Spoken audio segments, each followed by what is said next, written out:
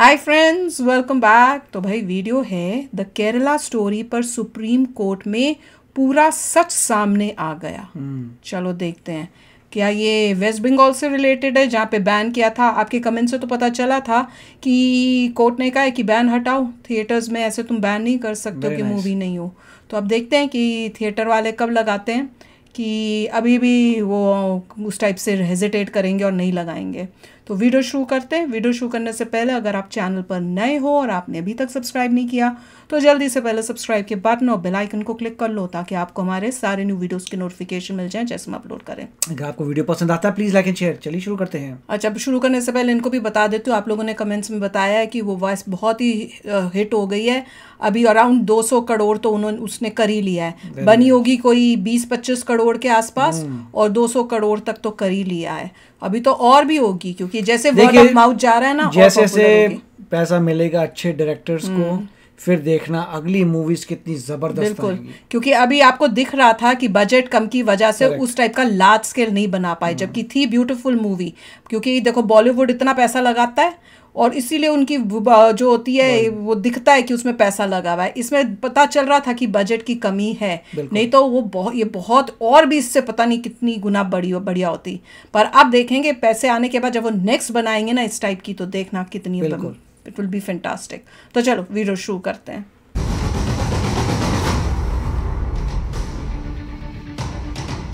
जिस Kerala story film ने 2 हफ्ते में 150 करोड़ रुपए से ज्यादा कमा लिया, 2 हफ्ते में 150 करोड़, 2 हफ्ते में, और वो 200 करोड़ के उस क्लब में शामिल होने जा रही है जिस क्लब में सिर्फ बड़े बड़े स्टार्स की मसाला फिल्में जाती हैं। ऐसी फिल्म जिसमें कोई बड़ा स्टार कास्ट नहीं, सिर्फ महिलाओं पर अत्याचार की कहानी है और जो पूरे देश में देखी जा रही है सिवाय बंगाल के, वहां जहां खुद महिला मुख्यमंत्री। तो ये बहुत हैरान करने वाली बात है। अच्छा बोला। इस फिल्म को बंगाल में बैन क्यों किया गया, लेकिन आज इस फिल्म को बैन करने वाली पश्चिम बंगाल सरकार की सुप्रीम कोर्ट में जबरदस्त खिंचाई। Very good. आज सुप्रीम कोर्ट में केरल स्टोरी फिल्म को बैन करने के मुद्दे पर जो दलीलें बंगाल सरकार की तरफ से रखी गई, उन सब की हवा निकल गई। और आपको एक एक डिटेल आज बताता हूं, सुनिए कैसी कैसी दलीलें रखी गई। आज आप सुनेंगे तो अपना सिर पकड़ कर बैठे कि एक फिल्म को रोकने के लिए ऐसी ऐसी दलीलें। लेकिन केरला स्टोरी के खिलाफ ममता बनर्जी सरकार का हर एजेंडा आज सुप्रीम कोर्ट में कैसे एक एक करके फेल होता गया, इसकी एक एक डिटेल्स।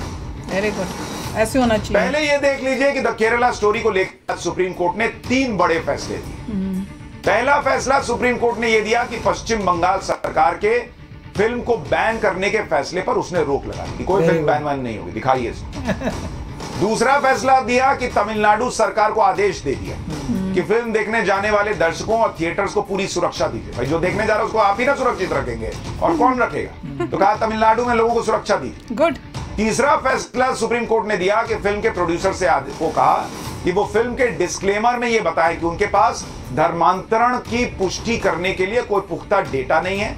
वो जो 32,000 वाले आंकड़े को लेकर बड़ी बहस थी, तो उसमें कहा गया कि भाई 32,000 अगर आपके पास डेटा नहीं है तो फिर कहिए कि हम यहाँ इतना ही है, ये हम नहीं कह सकते, डिस्क्लेमर में डालिए। फिल्म में काल्पनिक वर्जन दिखाया जा रहा है, ये लिखिए। सुप्रीम कोर्ट ने कहा कि 20 मई को शाम 5 बजे तक इस आदेश की को पालन करना। तो जहां सुप्रीम कोर्ट को जो चीज ठीक लगी वो उसने कर दी। केरला स्टोरी फिल्म के प्रोड्यूसर की तरफ से सुप्रीम कोर्ट में वरिष्ठ वकील हरीश साल्वे पेश हुए। हरीश साल्वे ने फिल्म को बैन करने के लिए बंगाल सरकार के एफिडेविट का जिक्र किया, जिसमें बड़ी अजीब बातें लिखी हुई। हरीश साल्वे इतने सीनियर वकील हैं, उन्होंने कहा कि पश्चिम बंगाल सरकार के एफिडेविट के मुताबिक थिएटर में केरल स्टोरी दिखाए जाने के दौरान पुलिस ने निगरानी की थी। उससे पता चला कि फिल्म देखने के बाद लोगों ने मुसलमानों के खिलाफ भड़काऊ बातें की, कोई हिंसा नहीं हुई थी। बंगाल सरकार के एफिडेविट के मुताबिक केरल स्टोरी फिल्म राज्य के सांप्रदायिक माहौल को खराब कर रही है। हरीश साल्वे ने कहा कि फिल्म को बैन करने का फैसला इंटेलिजेंस अधिकारियों की कुछ रिपोर्ट्स के आधार पर लिया गया जिन्होंने फिल्म देखी। हरीश साल्वे ने पश्चिम बंगाल सरकार के एफिडेविट पर सवाल खड़े किए और फिल्म को लेकर पश्चिम बंगाल सरकार के असेसमेंट पर कहा कि इस तरह से असेसमेंट किया गया कि अभिनव नाम के एक लड़के से पूछताछ कर ली। अभिनव ने फिल्म देखी और उसने खुद ही यह सोच लिया और कह दिया कि इस फिल्म से लोग हिंसक हो जाए, जिससे गड़बड़ी हो सकती। मतलब ऐसा गिन के कुछ लोगों से आपने पूछ लिया और आपने मान लिया कि हिंसा हो जाएगी और आपने बैन कर दिया। हरीश साल्वे ने आगे कहा कि इस तरह से बंगाल सरकार ने 12-13 ऐसे लोगों को आधार बनाया जिन्होंने कहा कि फिल्म बहुत खराब है, इससे दंगे हो सकते हैं। पश्चिम बंगाल सरकार के मुताबिक फिल्म का समर्थन और विरोध करने वालों के बीच लड़ाई झगड़ा हो सकता है। 12-13 लोग डिसाइड कर देंगे कि माहौल खराब होगा या नहीं होगा। किसको चुना है भाई वेस्ट बंगाल वालों, और उस पर फिल्म बैन हो जाएगी। इसका मुद्दा उठा कोर्ट। इसलिए मैं कह रहा हूँ कि डिटेल सुनिए कैसी कैसी चीजें इस देश में हो रही हैं। सच्ची में 12-13 लोगों से बात करके निर्णय हो गया कि ना इससे तो हिंसा हो जाएगी। बॉस खुद ही से पूछ लेते हैं, उनसे भी क्या पूछने की जरूरत है। पश्चिम बंगाल सरकार की तरफ से सुप्रीम कोर्ट में वरिष्ठ वकील अभिषेक मनु सिंघवी पेश हुए।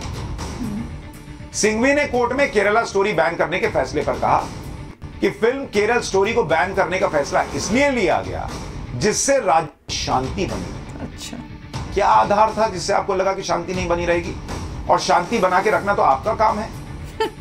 सुप्रीम कोर्ट में आगे क्या बहस हुई ये बताने से पहले आपके मन में भी सवाल आ रहा होगा कि ये क्या लॉजिक हुआ बॉस कि एक फिल्म जो देश भर में चल जा रही है, हाँ, वही मैं कह रहा हूँ, वही है, दिखा दी जाएगी तो शांति भंग हो जाएगी। वहां पे शांति भंग हो, बाकी की जगह हुई है। शांति की चिंता तब कहां गई थी जब पश्चिम बंगाल में विधानसभा चुनाव नतीजों के बाद 15,000 से ज्यादा हिंसक घटनाएं हुई थी। तब क्या कोई द केरला स्टोरी चल रही थी। 39 महिलाओं के रेप की खबरें आई थी। सिविल सोसाइटी ग्रुप की रिपोर्ट के मुताबिक 25 हत्याएं हुई थी। पश्चिम बंगाल में पंचायत चुनाव के दौरान जमकर आगजनी हुई थी, बैलेट बॉक्सेस फेंके मिले, क्या क्या नहीं हुआ सबने देखा। 2 साल से बंगाल में रामनवमी पर लगातार हिंसा हो रही है। रामनवमी पर पत्थरबाजी में 20 से ज्यादा लोग घायल हो गए थे। रामनवमी पर हुई हिंसा के दौरान 12 से ज्यादा घर जल गए थे। इन सारे मामलों के वक्त तो कोई द केरला स्टोरी नहीं आई ही नहीं थी फिल्म। तब कहां गई थी बंगाल के लोगों की आपसी मोहब्बत? लेकिन फिल्म को बैन करना था तो शांति बिगड़ने की दलील दी गई। अरे आपसे तो पहले ही शांति बहाल नहीं हो रही बॉस, फिल्म का क्या बहाना बना रहे? शांति है कहां पहले वो तो बताइए। लेकिन नहीं, शांति भंग हो जाएगी इतनी चिंता हो गई कि बैन कर दिया। कोर्ट में ये दलील नहीं चली। अब आगे सुनिए। फिल्म से शांति भंग होने वाली दलील पर चीफ जस्टिस डीवाई चंद्रचूड़ ने सिंघवी को टोका, जो वकील थे सरकार की तरफ से, बंगाल सरकार की तरफ से, और कड़े शब्दों में कहा चीफ जस्टिस कि आप कह रहे हैं कि फिल्म पर बैन लगाने का फैसला 13 लोगों की राय के आधार पर लिया गया।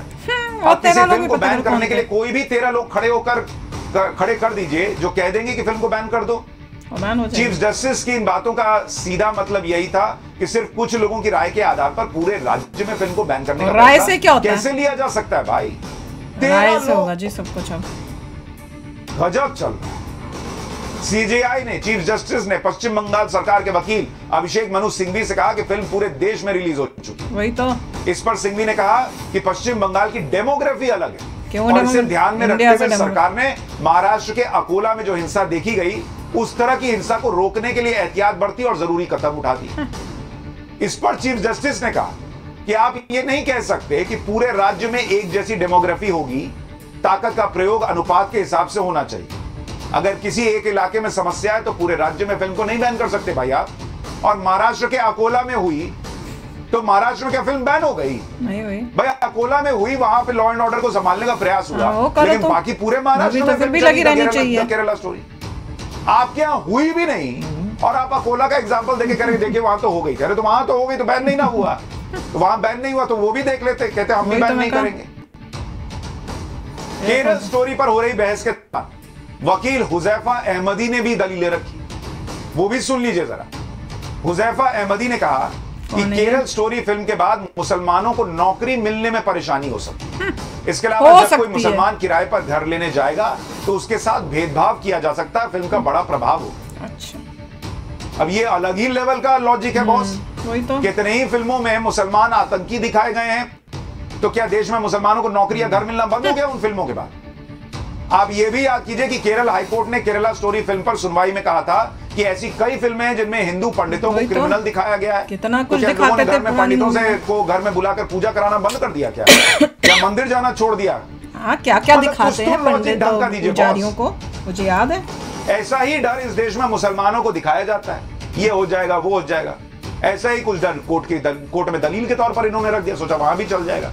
मुसलमानों को डराने का सियासी हथकंडा चल जाता है, कोर्ट के सामने ये सब नहीं चला, खत्म।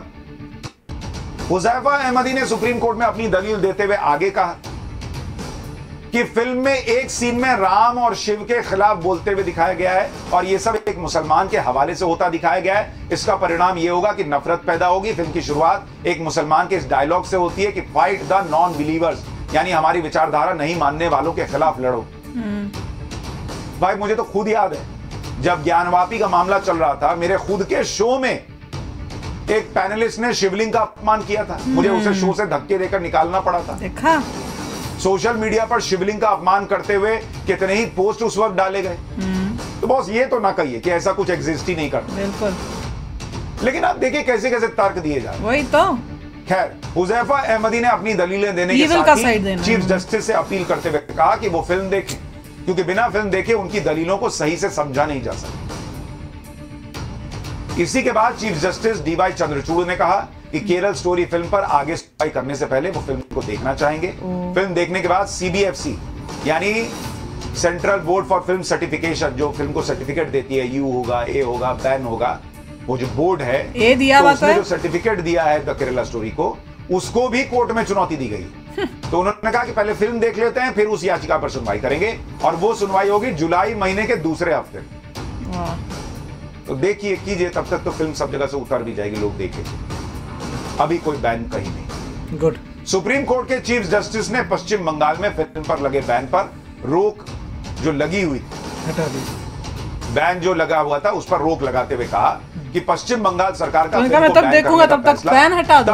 बैन तो हट गया। फिल्म केरल स्टोरी पर लगे बैन पर स्टे, जो बैन था उस पर स्टे लगाते हैं, और फिल्म के निर्माताओं को फिल्म के शुरू में एक डिस्क्लेमर लगाना होगा जिसमें लिखा होना चाहिए कि 32,000 लड़कियों के कन्वर्जन के संबंध में कोई पुख्ता डेटा नहीं। डेटा भी सुप्रीम कोर्ट में पश्चिम बंगाल के साथ साथ तमिलनाडु में केरल स्टोरी फिल्म नहीं दिखाए जाने पर भी बहस हुई। फिल्म के निर्माताओं की तरफ से हरीश साल्वे ने कहा कि आप तमिलनाडु का केस देखिए, जहां फिल्म केरल स्टोरी पर अघोषित बैन लगाया हुआ, फिल्म को बंद कराने के लिए पुलिस अधिकारी तैनात किए गए हैं, और वहीं तमिलनाडु सरकार कह रही है कि फिल्म देखने के लिए कोई आ ही नहीं रहा है, इसलिए थिएटर्स में फिल्म नहीं दिखाने का फैसला किया। हरीश साल्वे ने तमिलनाडु में केरल स्टोरी नहीं दिखाए जाने पर एक एफिडेविट का जिक्र किया। इस एफिडेविट में 6 मई 2023 का प्रमाण था कि फिल्म केरल स्टोरी को तमिलनाडु में बहुत अच्छा रिस्पांस मिल रहा था। थिएटर्स में दर्शकों से भी अच्छी प्रतिक्रिया मिल रही। थिएटर फुल होने के बाद भी फिल्म का मल्टीप्लेक्स में न दिखाया जाना बहुत कुछ बयां करता। हरीश साल्वे की दलीलों के बाद तमिलनाडु में फिल्म नहीं दिखाए जाने पर चीफ जस्टिस ने कहा कि कोर्ट तमिलनाडु सरकार को निर्देश देती है कि फिल्म केरल स्टोरी पर किसी भी तरह की रोक न लगाएं। जहां जरूरी वहां थिएटर्स को अतिरिक्त सुरक्षा मुहैया कराएं, साथ ही फिल्म देखने के इच्छुक लोगों के लिए भी जरूरी सुरक्षा इंतजाम किए जाए। तमिलनाडु सरकार या उसके अधिकारी या पुलिस कोई भी ऐसा कदम ना उठाए जिससे फिल्म की स्क्रीनिंग बाधित। ये तो इस देश में हाल है। बिल्कुल। चीफ जस्टिस को बोलकर फिल्म देखने के लिए इतने लोग खड़े हो गए इस फिल्म के लिए, लेकिन एक फिल्म से कुछ ही लोग, कुछ ही नेता क्यों घबरा गए हैं, अब ये भी लोगों को समझ में आ रहा है। जब ये सारी बातें जो अदालत के अंदर होती हैं आप सुनते हैं, कितना तर्क में दम है नहीं है ये जानते हैं, तब आपको समझ में आता है कि फिल्म के अंदर प्रोपेगेंडा है या फिल्म का विरोध करने वालों का प्रोपेगेंडा। तो भाई मैं तो हैरान होती हूँ कि वकील लोग जो इनके वेस्ट बंगाल के सरकार की तरफ से आए हैं, कितने स्टूपिड रीजंस दे रहे थे for movie to be banned. मैं तो साथ में, पता है, मैंने पहले हमने वीडियो किया था जिसमें मैंने कहा था कि इनको, मैंने से बोला था कि भाई आप ना कोर्ट में जाके इसके खिलाफ लड़ो। तो वेरी गुड कि इन्होंने ये काम किया है। और नहीं एक मिनट, और इम्पॉर्टेंट चीज ये है कि अब नेक्स्ट स्टेप होना चाहिए कि इतनी देर में, इतनी दिनों जब नहीं लगाई, जो में हमारा नुकसान हुआ है वो सरकार दे, वो नुकसान का भी पैसा लो। पॉइंट ये है, अब जिन्होंने नहीं देखनी थी वो भी देखेंगे। अब तो देखनी है। अगर आप किसी चीज को बैन लगाते हैं तो जो इंसान पहले सोचा नहीं देखूं, अब तो मैं बिल्कुल देखूंगा। बैन लगाता चक्कर क्या है? अब तो मैं देख के रहूंगा। Very good. अब क्या होगा, ज्यादा लोग देखेंगे तमिलनाडु में और केरला में, मजा आएगा। क्योंकि उनको ये था अच्छा बैन लगा था, अब बैन हटाया, अब तो देखनी बनती है। तुम अवेयरनेस लाने की जगह कि ताकि ये प्रॉब्लम सॉल्व हो, लड़कियां बच सकें, तुम ऊपर से उसको बैन करके क्या दिखाने की, अपनी वोट के लिए। अगर इसमें अब तमिलनाडु के लोगों को और केरला के लोगों को समझ आ जानी चाहिए कि उन्होंने किस गवर्नमेंट को पावर में लेके आए, वोट किया है। अब तो समझ जाओ, अब तो सोच लो कुछ नेक्स्ट टाइम तो तमिलनाडु वालों में और केरला वालों में इतनी समझ हो कि वो समझे कि हमारी गवर्नमेंट हमें ही मना करी है मूवी देखने के लिए, तो हमने किसको वोट दे दिया भैया? कैसी गवर्नमेंट को वोट कर दिया जो हमारे ऊपर दादागिरी कर रही है कि हम क्या देखें क्या ना देखें। तमिलनाडु और केरला के लोग अभी भी नहीं समझे तो फिर तो बस। और बताया भी गया कि केरला का कोई 20-30 साल के अंदर पूरा चेंज हो जाएगा अगर अवेयरनेस नहीं आई। वेस्ट बंगाल सभी, वेस्ट बंगाल सॉरी केरला नहीं, वेस्ट बंगाल और तमिलनाडु, केरला वाले लोग नहीं, वेस्ट बंगाल और तमिलनाडु, इन दोनों के लोगों को सोचना पड़ेगा केयरफुली कि उनकी गवर्नमेंट ने क्या किया है। बिल्कुल, बहुत ही। और वेस्ट बंगाल वालों को क्या हो गया आई डोंट नो, मेरे को समझ नहीं आ रहा। बहुत अच्छा रीजन इसका मतलब दोनों जगह मेरे ख्याल से उनके ऐसे जबरदस्त वोटर्स हैं कि उनको ये है कि मेरे वोटर्स चले जाएंगे वोट के लिए, वोट के लिए देश को खत्म करने के लिए भी रेडी हो जाते हैं, ऐसे लोग हैं।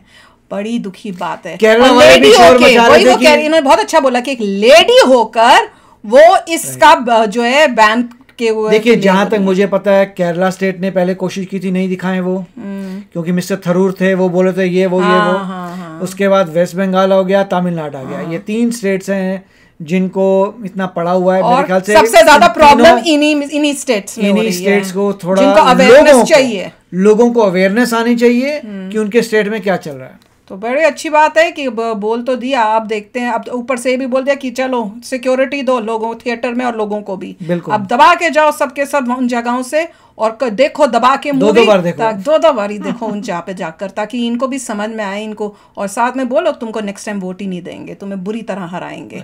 तो चलो फ्रेंड्स, चलते हैं, मिलेंगे नेक्स्ट वीडियो में बहुत ही जल्द। Till then take care and bye bye. तो अगर आप मेरे इस चैनल पे नए हो तो जल्दी से सब्सक्राइब के बटन को हिट करो और बेल आइकन को क्लिक करो, ताकि आपको मेरा जब नया वीडियो मैं लगाऊं आपको उसके बारे में जल्दी से पता चल जाए।